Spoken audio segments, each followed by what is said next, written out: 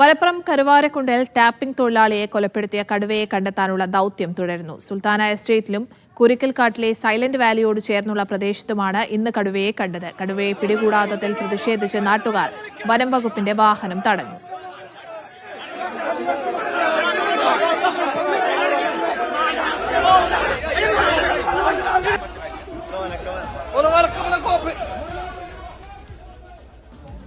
നമ്മളെ ഈ ജനങ്ങൾ ആവശ്യപ്പെട്ട പ്രകാരം ഈ കടുവ ഉള്ള ഈ പ്രദേശത്ത് പെട്രോളിംഗ് നടത്താൻ വേണ്ടി തീരുമാനിച്ചിട്ടുണ്ട്. അതായത് ഒരു ടീം പെട്രോളിംഗ് നടത്തി അത് കഴിയുമ്പോഴേക്ക് വേറെ ടീം വന്ന് പെട്രോളിംഗ് ഉണ്ടാവും. മാത്രമല്ല ഇവിടുന്ന് തൊട്ടടുത്തുള്ള ക്രസന്റ് സ്കൂളിൽ നമ്മളെ ടീം ആൾറെഡി ക്യാമ്പിംഗ് ഉണ്ട്. വയനാട്ടിൽ നിന്നുള്ള ഡോക്ടേഴ്സും ടീം എല്ലാവരും ഇവിടെ വന്ന് ഇതിൻ്റെ ഈ പ്രവൃത്തി രാവും പകലും ചെയ്തുകൊണ്ടിരിക്കുകയാണ്. മാത്രമല്ല ഇപ്പോൾ നമ്മൾ ആൾറെഡി ക്യാമറകൾ മാക്സിമം സ്ഥാപിച്ചിട്ടുണ്ട്. നമ്മൾ കൺട്രോൾ അപ്പോൾ ഇവിടുത്തെ ജനങ്ങൾ ആവശ്യപ്പെടുന്ന വെച്ചാൽ അവരുടെ സുരക്ഷയുടെ ഭാഗമായിട്ട് ഇവരുടെ അടുത്ത് നമ്മളെ പ്രസൻസ് വേണം. എന്തെങ്കിലും നടപടിയിലേക്ക് നിങ്ങൾ ആവശ്യം വന്നാൽ വേണം എന്നാണ്. അതിന്റെ അടിസ്ഥാനത്തിൽ നിങ്ങളുടെ റിക്വസ്റ്റ് പ്രകാരം ഞങ്ങൾ ഒരു പെട്രോളിംഗ് ടീമിനെ ഫോം ചെയ്തിട്ട് എല്ലാ സമയത്തും ഇവിടെ ഉണ്ടാവുന്ന വിധത്തിൽ ഒരു ടീം പോകുമ്പോൾ വേറെ ടീം വരുന്ന വിധത്തിൽ നമ്മൾ സംവിധാനം ചെയ്തിട്ടുണ്ട്.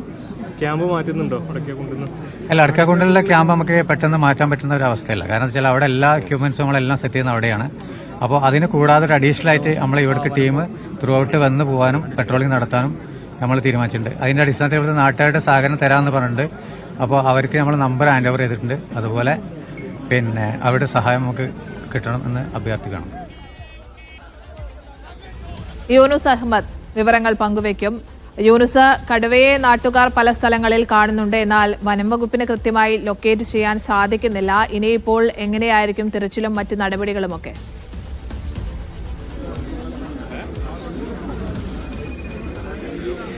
സ്നേഹ, വലിയൊരു പ്രതിഷേധമാണ് ഇവിടെ ഉണ്ടായത് കരുവാരക്കുണ്ടിൽ.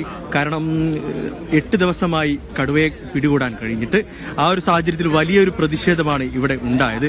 നാട്ടുകാർ വനംവകുപ്പിന്റെ വാഹനങ്ങൾ തടഞ്ഞു. നിരവധി വാഹനങ്ങൾ, വനംവകുപ്പിന്റെ പ്രത്യേക സംഘത്തിന്റെ വാഹനങ്ങൾ നാട്ടുകാർ തടഞ്ഞു.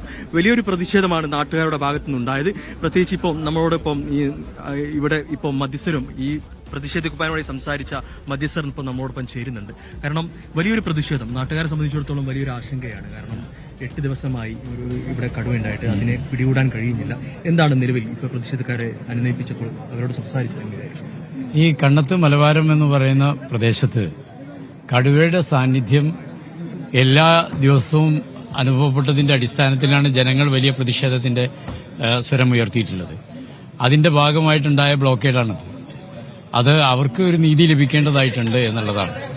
അതിന്റെ അടിസ്ഥാനത്തിൽ ഞങ്ങൾക്ക് ഈ ഉദ്യോഗസ്ഥ തലത്തിലും അതേപോലെ തന്നെ നാട്ടുകാരുടെ പ്രതിനിധികൾ എന്നുള്ള നിലയ്ക്ക് ഞങ്ങൾ സംസാരിച്ചതിന്റെ അടിസ്ഥാനത്തിൽ ഇവിടെ ഇപ്പൊ നടത്തിക്കൊണ്ടിരിക്കുന്ന പട്രോൾ അത് ശക്തമായ രീതിയിൽ അതിന്റെ പ്രഭവ കേന്ദ്രം അതല്ലെങ്കിൽ അതിന്റെ ഏറ്റവും പ്രധാനപ്പെട്ട സാന്നിധ്യം ഇവിടെ ആയിരിക്കണം എന്നുള്ളതാണ് ഇപ്പോൾ നമ്മൾ നിർദ്ദേശിച്ചത്. അത് അവർ അംഗീകരിക്കുകയും ചെയ്തിട്ടുണ്ട്. അവര് മറ്റു സ്ഥലങ്ങളിൽ പോയി ഏത് നിമിഷവും ഇവിടെ എത്തി ഇവിടെയുള്ള ജനങ്ങളുടെ സഹായികളായിട്ട് വർത്തിക്കണം എന്നുള്ള പൊതുധാരണയിലാണ് നമ്മളിപ്പോ ഒരു തീരുമാനം എന്നുള്ള നിലയ്ക്ക് ഉണ്ടാക്കിയിട്ടുള്ളത്. പറഞ്ഞോളൂ. പിന്നെ ആളുകളെ സംബന്ധിച്ചിടത്തോളം തൊഴിലിന് പോകാൻ, ജോലിക്ക് പോകാൻ സാധിക്കുന്നില്ല. കാരണം പ്രത്യേകിച്ച് ടാപ്പിംഗ് തൊഴിലാളികളാണ് ഇവിടെ കൂടുതൽ. അപ്പൊ ആ ഒരു സാഹചര്യത്തിൽ എന്താണ് ഇപ്പോൾ നിലവിൽ ആ ഒരു സാഹചര്യം എങ്ങനെയാണ് വിലയിരുത്തുന്നത്? ടാപ്പിംഗ് തൊഴിലാളികൾ എന്ന് പറയുന്നത് ഞങ്ങളൊക്കെ കൃഷിക്കാരാണ്, കൃഷിക്കാരുടെ പ്രതിനിധികളുമാണ്. 2 രീതിയിലാണ് പ്രയാസം. ടാപ്പിംഗ് നടക്കുന്നില്ല മീൻസ് ആ തൊഴിലാളിക്ക് അവരെ കൂലിവേല ചെയ്ത് ജീവിക്കുന്ന ആളുകൾക്ക് അത് വലിയ രീതിയിലുള്ള പ്രതിബന്ധങ്ങൾ ഉണ്ടാവുന്നു. കൃഷിക്കാരെ സംബന്ധിച്ചിടത്തോളം അതിനേക്കാൾ വലിയ അവരുടെ വരുമാനത്തിൽ, സാധാരണ നിലയിൽ അവരുടെ വരുമാനത്തിൽ വരുന്ന പ്രയാസങ്ങൾ ഉണ്ടാവുന്നു. ഇത് ഇപ്പോൾ ഒരു ഭീഷണിയായിട്ട് നിൽക്കുന്നത് ഇങ്ങനെ ഒരു കടുവയുടെ സാന്നിധ്യത്തിന്റെ ഭാഗമായിട്ടാണ്. അത് മാത്രമല്ല ഇവിടെ ആനയുടെ ശല്യം ശക്തമാണ്.